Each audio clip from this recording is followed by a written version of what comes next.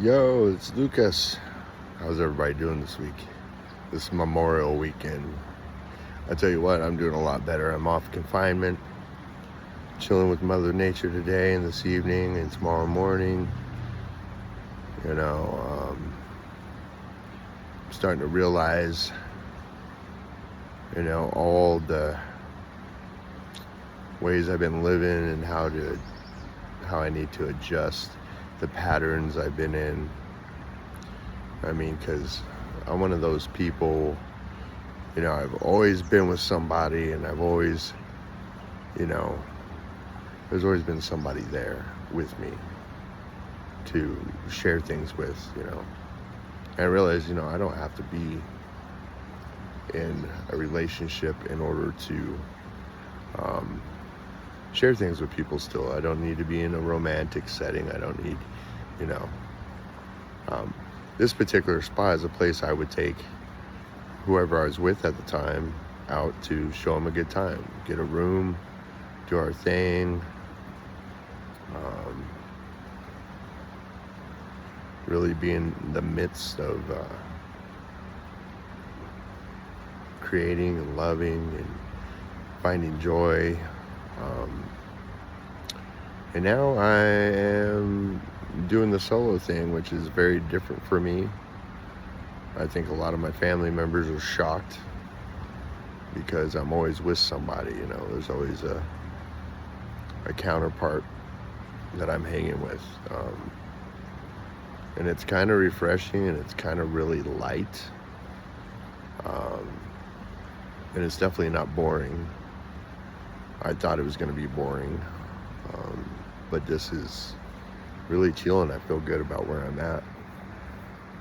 Especially today by getting this room and being up here and, trying to figure out myself. It's really, I'm in awe about how my life is going to be. And, I do have a plan. I'm initiating that plan as we speak. And I think the plan I have intact,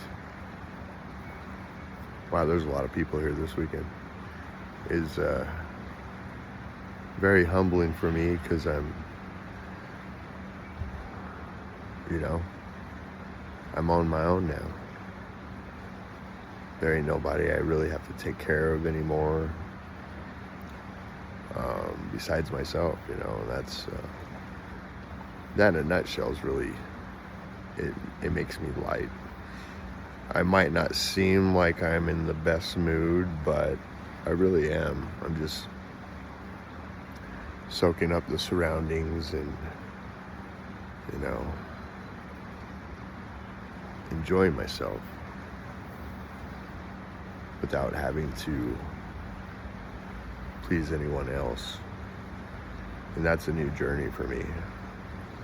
So by initiating this first step, I feel like I'm well on my way.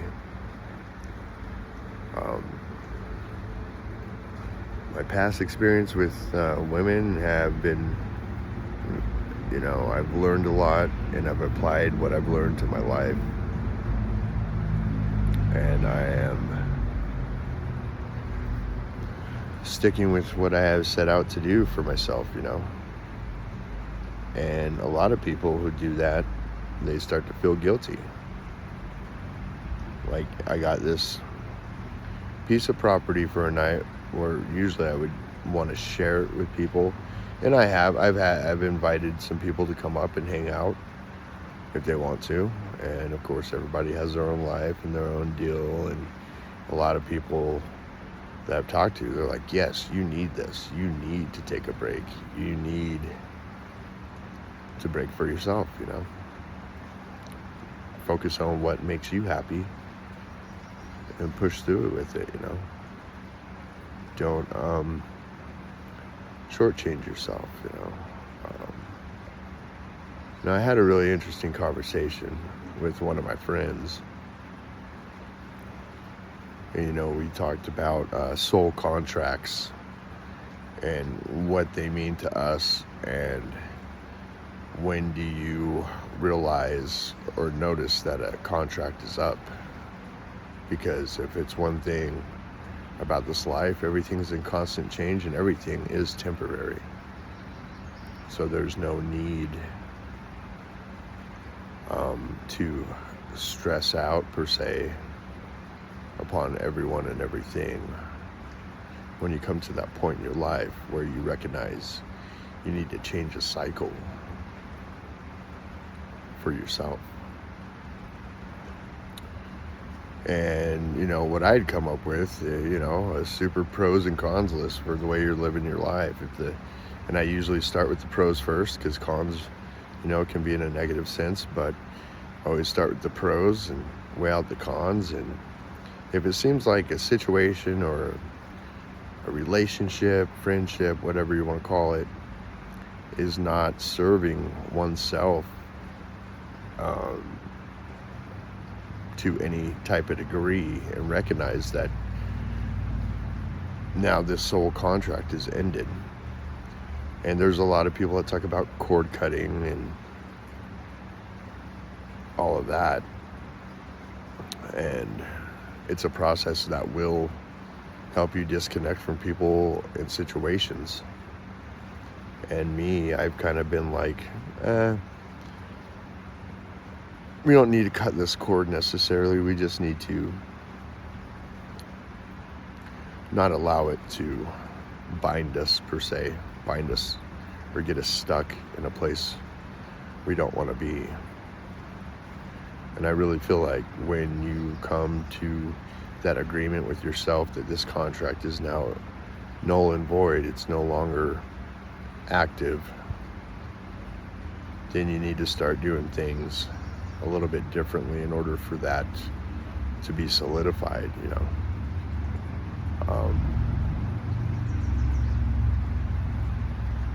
And it was really interesting. I think we learned a lot from the conversation, because we also dipped into shadow work and what that can look like. And, basically, to me, it's the process isn't really all that easy, because we have these complex brains that pre-programming gives us a liable reason to find excuses to justify the things we do in life. And that book that was talked about on the interview, Existential Kink, that really opened my eyes to how to get rid of things that don't serve you. You sweet talk it and then you put it down. You don't really actually make the moves to partake in that thing or the situation anymore. And I think with me, I've kind of just like any issues that come up or any things that I have issues with that I do on a daily that I don't want to do anymore, I kind of just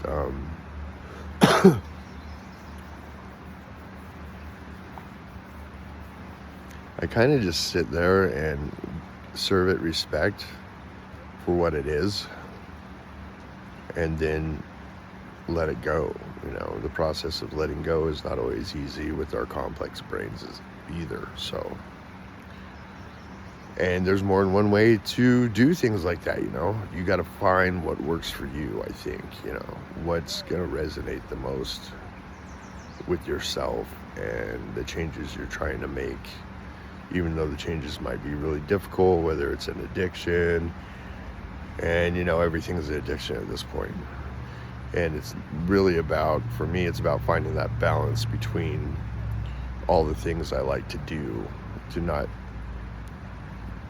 to indulge in any one thing too much, because from my experience, too much of anything, regardless of what it is, can be very unhealthy. Even if it's a healthy thing to do, you're doing it too much, it probably loses its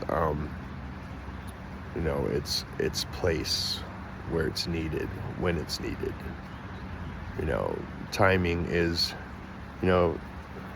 A lot of people talk about time and how it's non-existent, but you know, there is that divine timing when you do something at the right time and it clicks and it makes things happen. I truly believe in that. Sitting up here in the canyon, enjoying Mother Nature, has really given me a sense of peace. You know, last night I got to go play some drums over at my friend's house. Thank you, Adrian. Had a barbecue over there and got to stay the night. It was the first night in like 34 days that I've actually stretched out completely on a bed, and I woke up feeling great. The day before, I woke up with a headache all through the day until I went to sleep. So it was really relaxing, nice. Tonight I get to stretch out again. Then I'll be back in the car tomorrow because I'm gonna keep doing what I've been doing. Like I was in confinement at work, and I'm gonna keep that going. Now the only difference will be if I get invited to do something, which I have gotten invited to go play music on Wednesday. So that's really awesome. I'm looking forward to that, playing music. That's my niche. That's what I do. It's one of my passions. And as of lately, you know, I just kind of been not so focused on the things I want to do as far as to fill certain needs, but to be more focused in on how I'm feeling, how my emotions are, and if there's certain emotions that aren't resonating with me, how to change those, you know. And like I said, everything's simple, but not necessarily always easy. I think self-acceptance is a huge part of any of these processes that we try to go through. Because first of all, we got to accept where we're at, number one, and look at the things that we don't like about ourselves, that we feel like we really need to change, and look at the things that we're never going to be able to change, and just kind of accept that things have already been done, accept they've been done, and see what it is we can do to not allow it to happen again, or see where we can adjust our perception to where we do have more self-acceptance. And it's not necessarily a matter of bowing down to what is. Like when people say it is what it is, well, I really believe it is what you make it.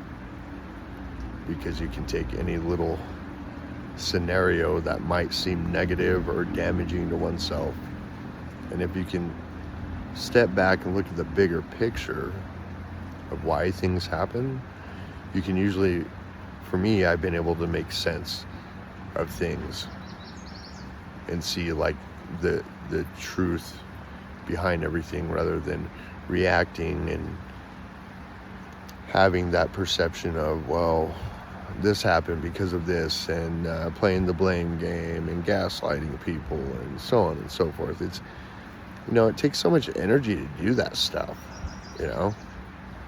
And people with anxiety that I you know, because I have anxiety at points as well, but people that have it all the time, it exhausts them. You know, I've watched it, I've seen it. They, you know, they go through a really heavy phase. A lot of people call it manic phases. I have those as well at times, you know. But learning how to keep my emotions intact and to move in a more flowing manner rather than a rigid, against the grain style of living, you know. Because that in itself takes a lot of energy too. A lot more than it is to just accept where we're at. I have a lot of people that care for me and love me, and they want to see me progress. And, you know, I pay respects to that, and so that's why I put forth the effort to try to make the changes to be that person I was put here to be, that I decided I wanted to be at one certain point in time. But finding and seeing what needs to be done and how it needs to be done, that's the tricky part. But I'm here to, and I'm open to all these scenarios. Life has been really good.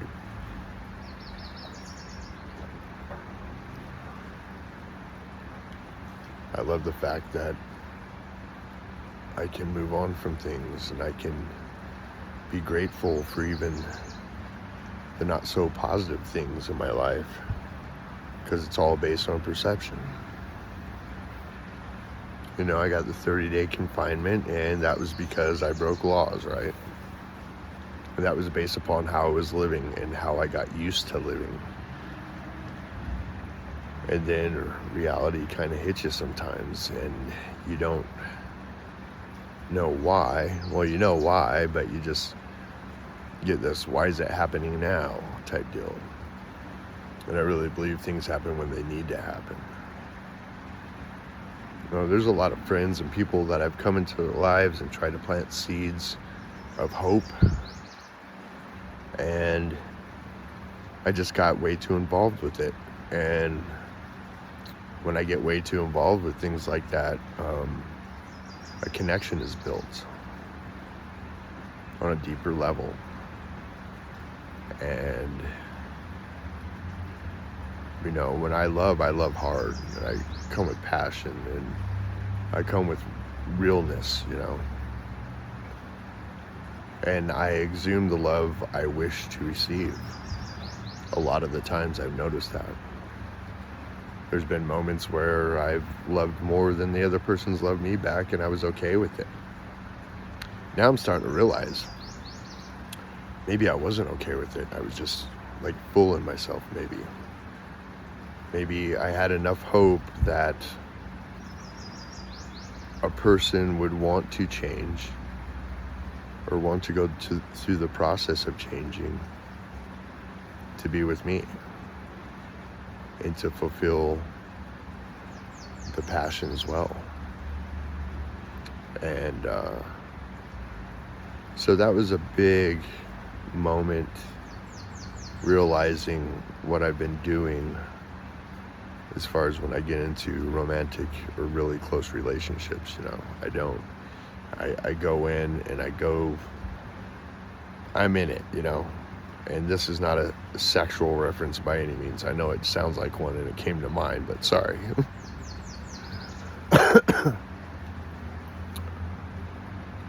Everyone loves to be loved. Well, everyone who's experienced love, okay, you know what? I'm not even going to go that far, because I don't know everyone, right? So I'm going to just go from my perspective and what I've realized. Everybody, I love to be loved like I love. And when it's not reciprocated, or it's not even acknowledged, that's when I start to I don't necessarily resent the other person. I start resenting myself, for being that type of person I am. But it's not like something I can shut off, but it is definitely something I can put boundaries on, so I'm not putting myself in the same predicament over and over, thinking things are going to be different when they're really not, because I'm not making any changes. I'm staying the same. And on this 3D world, it really doesn't work that way, from what I've experienced. And I've had a lot of experiences in this topic, or in this, I've had a lot of damn experiences. And it's been very crazy to go through the process of figuring out what I need to adjust in my life.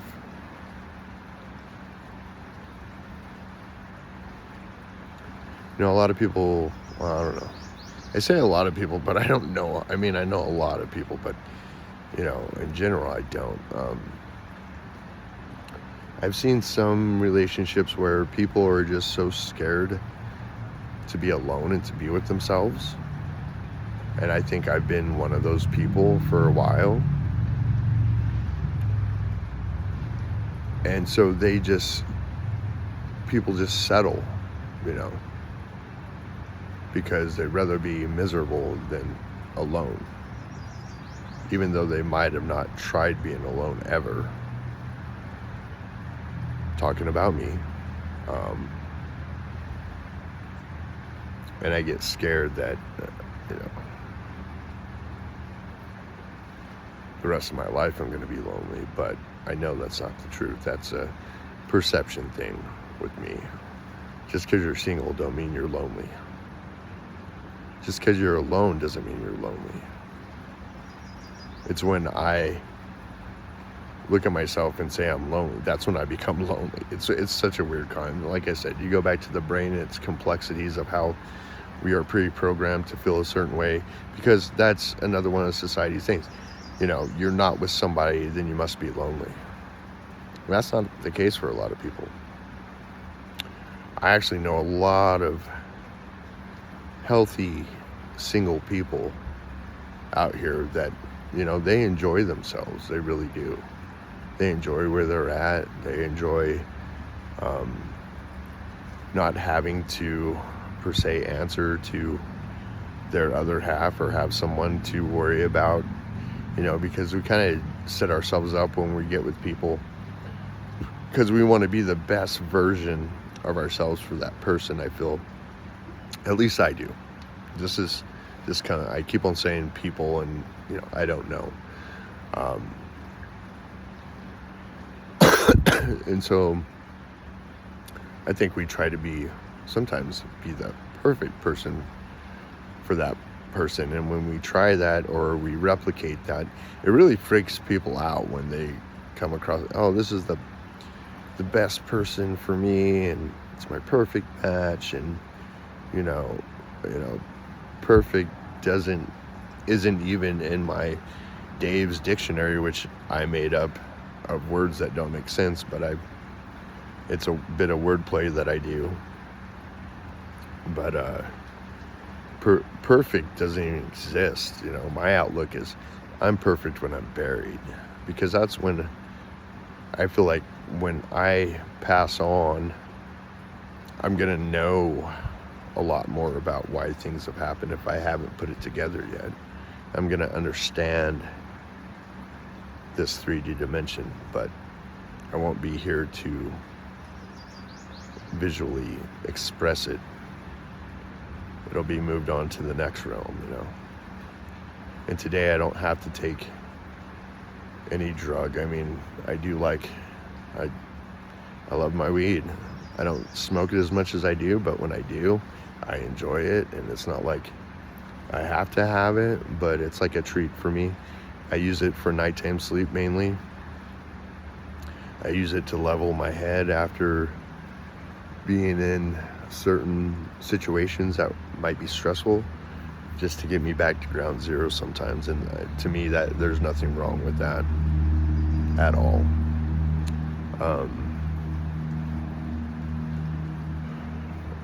I want to be able to live in the moment and not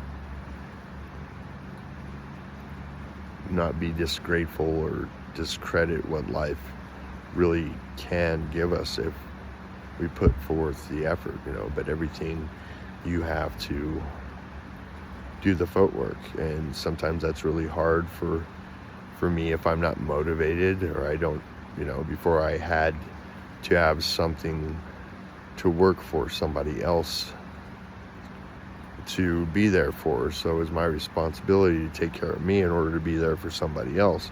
Whereas now I'm looking at it as it's a responsibility for me to take care of me so I can be there for myself, if that makes any sense at all. And, you know, I don't do a great job of that. I got certain habits that will kill me eventually. And, you know, that's something else I'm looking into.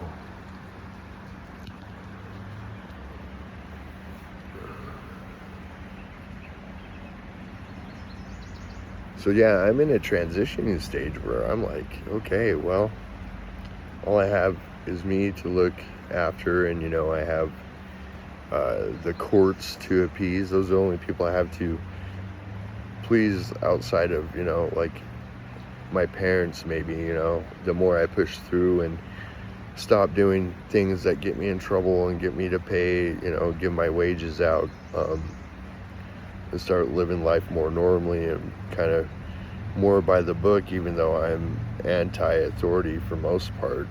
I don't do things like I'm supposed to. I never really have. And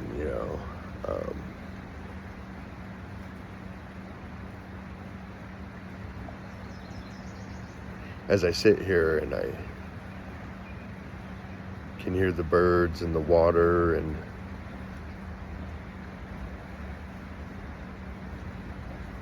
I'm just kind of in awe about it, because never in a million years did I think I would get me a room up here and be by myself. I've never cherished myself in this fashion. It's always been for me to enjoy some of the accommodations, but mostly for the partner I have brought with me in the past. Those ooh and ah moments, I love those moments. I'm about that. And I know we have to have our darker times and our shadow working times, but there's a time when you need to raise up for yourself and do what's going to make your spirit move in a higher frequency. That's just what it boils down to. How are you ever going to feel like you're really doing something with yourself if you don't treat yourself?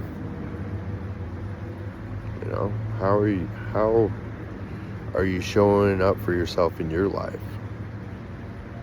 How are you respecting yourself? How is one to give oneself the true love that they yearn for?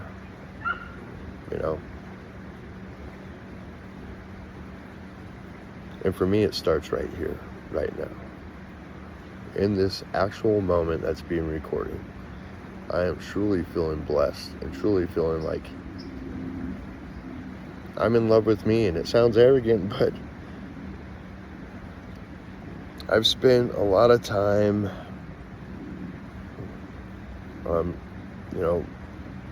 not necessarily forcing, I probably have forced myself into people's lives a few times, but it was only on the basis that I thought I could enhance their life. And I thought I could learn from them as well. It's not just about me being this holier than thou type person that can show people the way, because I don't always know what I'm doing. I really don't. And since I got into Reiki work, I'm able to kind of tune in through my intuition a lot more easier than what I was able to do before. And since I got into energy work, instead of forcing things to happen, I've just been allowing myself to remain the example of a way to live, how I manage my life and how I go about doing the things I do is, it would set kind of like a profile of, if you want to reach this frequency, do as I do. But it doesn't work that way for everybody, because everybody's different. Not everything that's good represents good to people, and not everything that's evil represents evil to people. So it's really self-exploration, if you will. Because I've been through many different frequencies in this lifetime here, and I know what resonates and what doesn't for me.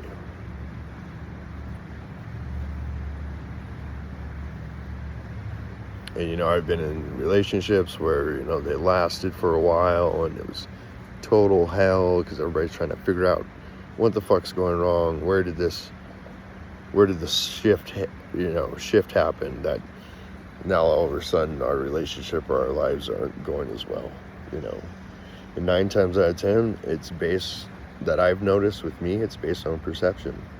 My perception gets a little bit skewed when I'm not focusing on the true things that keep me enlightened or that keep me on a high vibe.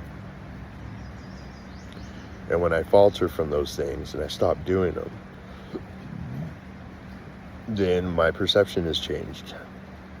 And then it's a make or break you type thing. It's either going to make you want to change,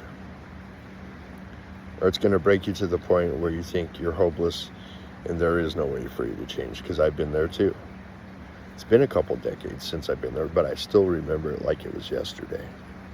And these are the lessons and the feelings and the emotions, I keep in the back of my head in order to remember how life really is good right now.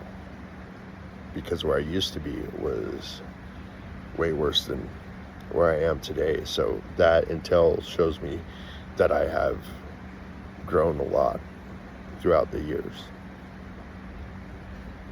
And I've stepped back a couple times, 1 step forward, 2 steps back, and you can get that feeling of what's the point, the doomsday revelation in the head, that's very easy to come by when you're not taking care of your maintenance and trying to live in the now and trying to make your now as pleasant as possible in order to do your shadow work. Because shadow work doesn't, in my mind, doesn't always have to be a negative thing or a hard thing at that, depending on what you're looking at. Once again, at the end of the day, it's your choice. I feel a lot of people walk around thinking they don't really have a choice in matters, but initially we all do. We really do.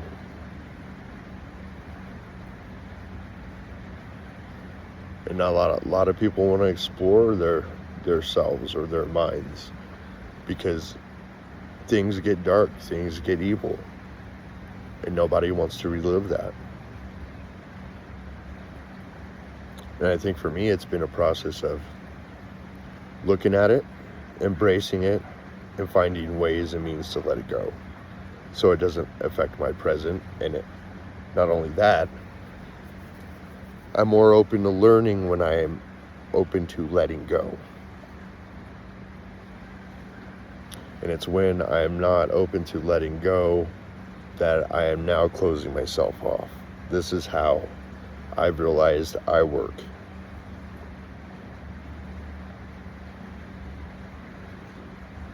And it makes a lot of sense. When things make sense, it feels like the acceptance level is a lot greater. People want to know why things happen in order to accept it,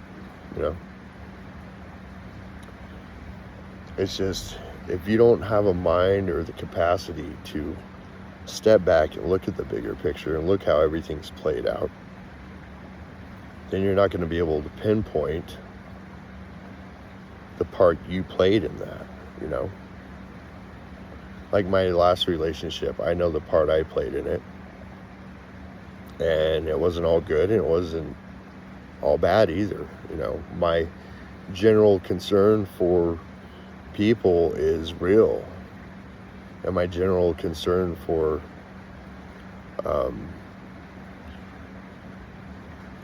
showing people there is a different side to life. There is a better way to move and flow.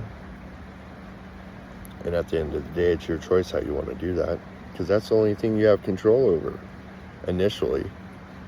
How you respond to situations. That's it. But yet, all the pre-programming we've had for centuries and centuries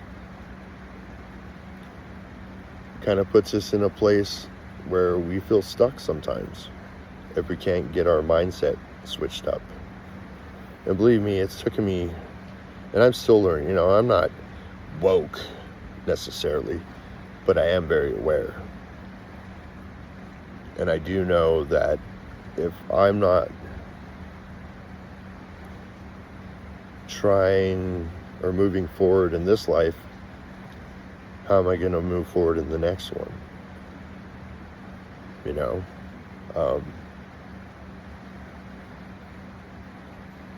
I feel like my basis of being here has been to go through experiences and share those experiences with people that are struggling with the same things, to help them be able to know that, yo, you're not alone.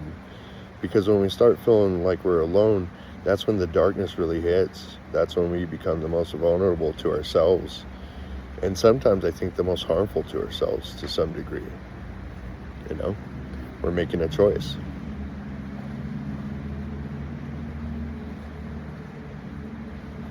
So yeah, as I continue on with making these videos, this is really something that helps me a lot, to be able to vlog some of my thoughts and ideas, and in the process I actually execute some of the answers that totally resonate with myself when I'm in this process. So I'm glad this outlet is here. And you know, I post on YouTube in order to reach out to people that maybe don't know me, some that do,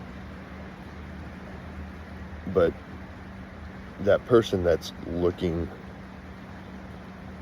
for something different, looking for the tools to use. What tools can I utilize today to help my now be the best now it can possibly be in this moment? And it's not a bad gig to be on, you know, it really isn't, you know.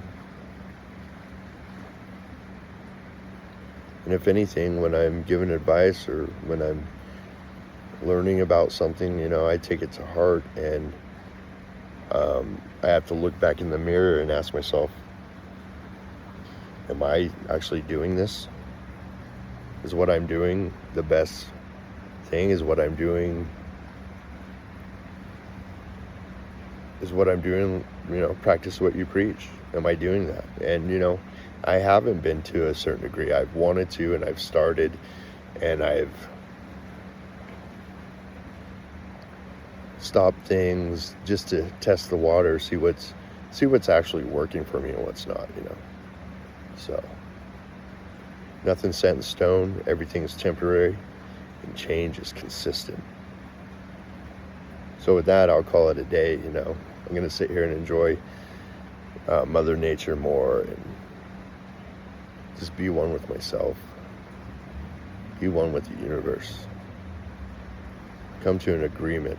I want to write my own karmic agreement with myself today.